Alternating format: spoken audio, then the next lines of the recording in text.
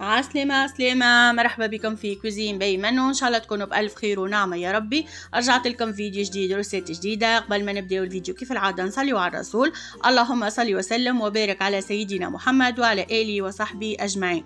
اليوم كيما تلاحظوا كيما تراو مش نعملوا كعيبات ملاوي فاسون هكي ساندويتشات محشيين يجيو هكي مورقين وخفاف بالحق بنا نودكم ولا نشهيكم.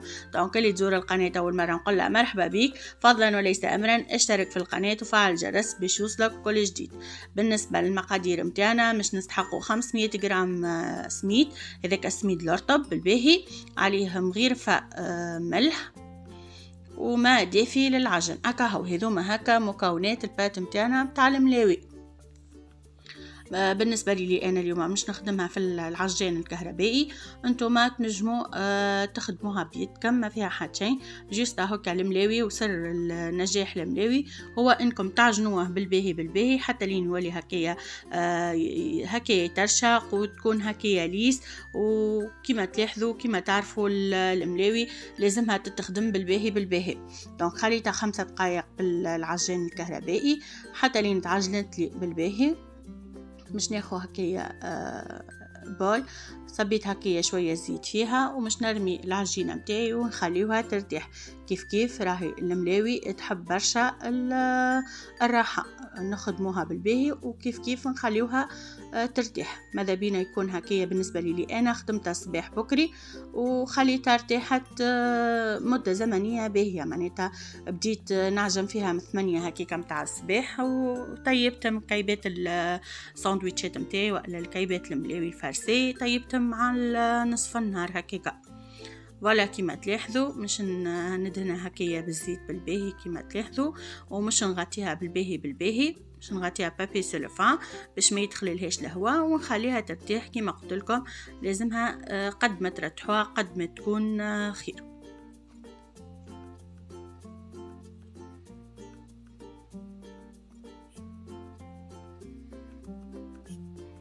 لهنا العجينه متاعي ارتاحت. تو مش نقسمها ديبول وكيف مش نعاود نخليهم يرتاحوا مرة أخرى. خذيت البلاتو متاعي دهنته هكايا بالزيت ومش نقسمها ديبول. بالنسبة للكمية طيحت لي 5 كعيبات. الحجم باهين معناتها كبار. انتم تنجموا تصغروا حتى في الليبول وتخرجوا معناتها حتى 6 كعيبات، تنجم تعمل لكم 6 كعيبات ملاوي سهلة، راهي ما فيها حد شيء. كما قلت لكم جيست هكايا تعجنوها بالباهي تخليوها ترتاح وكهو ما فيهاش معناتها حاجة هكايا كبيرة ولا حاجة سبيسيال. هذاك نجاح الملاوي في العجنان بالباهي. ونرتحوا العجينة كهو. غطيتها هكايا بساشي اليمونتير ومش نزيد هكايا نغطيها بنيدلة وكيف كما قلت لكم نعاود نخليهم يرتاحوا مرة أخرى. ولا من بعد ما ارتاحوا لهنا كما قلت لكم مع تقريبا هكايا نصف النهار باش نعملوهم هكايا فطور. تويكا مش نبداو نحلوهم بالطريقه هذه ومش نطويوها، نستعينوا هكايا بالزيت ونحلوها هكايا بالباهي. بعد مش نطويوها بالطريقه هذه هكا.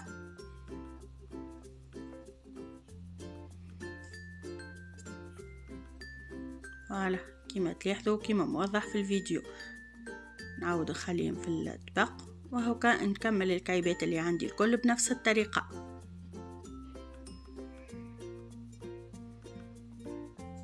ديما هكا نستعينوا بالزيت ونحلوها بالباهي.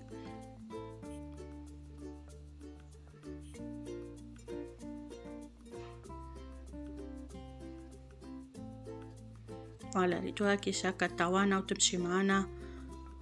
نعاود نطويها مرة أخرى. سيبا هذه هكا الكعيبة الثانية كما قلت لكم كملهم الكل بنفس الطريقة ونتعديو تويكا مش نحشيو الكعيبات الملاوي متاعنا. دونك خذيت لهنا بابي كويسون مش يعاوني بعديك باش نهز الكعيبات ونرميهم فوق الطبق باش من بعد كيف نفرسيهم.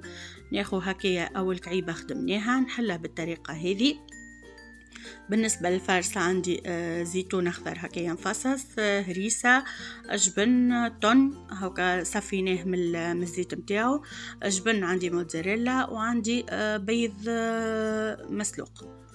ولا هاكا بعد ما حليتها بالطريقة هذه مش نقصوها هكيكا هذيك الرولو متاع البيتزا. هاكا كل شيء موضح في الفيديو.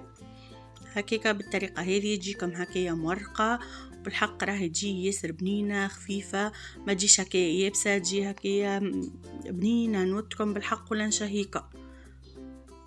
فوالا هاكا بعد ما عملت الجبن والهريسة مش ناخو كمية من البيض المسلوق كيف ربيته، والطن والزيتون والجبن موتزاريلا. تنجموا تعملوا طن، تنجموا تعملوا لحم مفروم، تنجموا تزيدوا هذاك الجبن السلايس كيما تحبوا انتم. ما تنجموا تعملوها بالجامبون. وبالنسبة للجبن ديما تسألوني شنو نوعية الجبن اللي نستعملها. راني نستعمل ماجستي العربي، الموتزاريلا العربي. هذيك هكا تجيكم بنينة وتجيكم هكايا تتجبد بالحق، فيها بنة غير عادية. هاكا ريتو طريقة كيفاش شطويتها، وهذيك البارتي هكية من لوطة. فوالا كيما هكا خليت الطبيخ متاعي يسخن على الغاز. نحضروا كيبة أخرى مع بعضنا كيف هكا حليتها، نقصها هكايا من النص، ما نكملش معناتها للأخرى. وكا كل شيء موضح معناتها في الفيديو. اللي وصلت معايا المرحلة هذه من الفيديو فضلا وليس أمرا ما تنسينيش في جي. ولا كيما تلاحظوا وكا عملت الهريسة. تنجموا تعملوا هريسة، تنجموا تعملوا مايونيز، تنجموا تعملوا صوص متاع جبن. هكا انا نعطيكم افكار واللي موجود عندكم واللي تحبوها انتوما وصغيراتكم نجموا تفرسيو به كايبات الملاوي متاعكم. ولا هكا ريتو الطريقه نسكر عليها من لوطه، بعد هكايا من الفوق، وهذيك البارتي اللوطانيه نسكر عليها من لوطه. فوالا تويكا مش نهز الكعيبه متاعي ومش نرميها على الغاز الطيب.